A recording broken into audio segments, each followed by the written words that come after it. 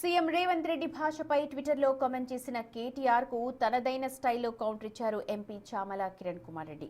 Twitter Tillu KTR ఎక్స్లో చిల్లర మాటలు రాస్తున్నారు అనంటూ మండిపడ్డారు.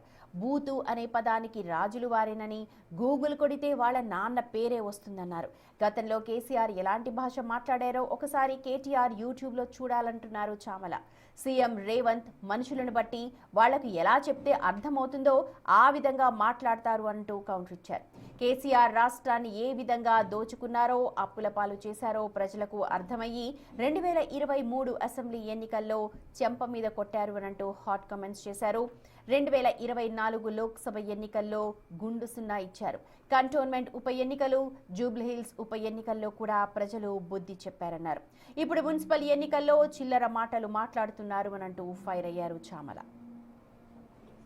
కేటీఆర్ మళ్ళా నిన్న రాత్రి టిల్లు ఏదో చిల్లర మాటలు రాసుకుంటా రేవంత్ రెడ్డి గారు హార్వర్డ్ యూనివర్సిటీ పోయిండు, ఇంకా మారలేదు, ఇంకా అదే నైజాం, అదే భాష, చిల్లర భాష మాట్లాడుతుండ అంటున్నాను.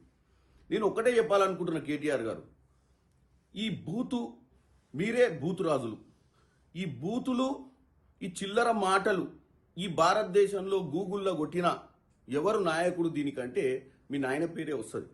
ఒక్కసారి నువ్వు యూట్యూబ్ని నువ్వు కొట్టి చూసుకో మీ నాయన మాట్లాడిన మాటలు. గతంలో రేవంత్ రెడ్డి గారు హార్వర్డ్కు పోయినా, హార్వర్డియన్ అయినా ఆయన మాట్లాడాల్సిన భాష మనుషులను బట్టి ఉంటుంది. మీ గురించి చర్చ వచ్చినప్పుడు ప్రజల ముందు మీ భాషలనే మీ గురించి చెప్తే ప్రజలకు అర్థమవుతుంది.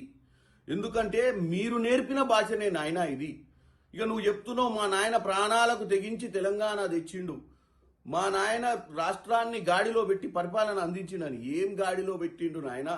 మీరు రాష్ట్రాన్ని ఏ విధంగా దోచుకుర్రో, మిగులు రాష్ట్రంగా ఉన్న రాష్ట్రాన్ని ఎలా అప్పుల రాష్ట్రం దిశగా తీసుకుపోయిర్రో ప్రజలందరూ చూసిరు. కాబట్టే మనని 23ల తర్వాత 24 లోక్సభల తర్వాత కంటోన్మెంట్ ఎన్నికలల్లా, తర్వాత జూబ్లీహిల్స్ ఎన్నికలల్లా, తర్వాత గ్రామ పంచాయతీ ఎన్నికల 5 సార్ల చెంప మీద లాగి 5 ఏళ్లతోటి కొడితే కూడా మళ్ళా ఇప్పుడు వచ్చి మున్సిపల్ ఎన్నికలు వచ్చినాయని చెప్పి చిల్లర వల్లర మాటలు మాట్లాడుతున్నాం. నిజంగానే 5 ఏళ్ల తర్వాత మేమేమి చేయలేని పరిస్థితి వస్తే మీరే న్యాయ నిర్ణేతలు. అంతే తప్ప వీళ్ళు రాత్రి పగలు ట్విట్టర్లలో టిల్లుగాళ్ళు పెడితే దీంతో ఒరిగేది లేదు, తరిగేది లేదు.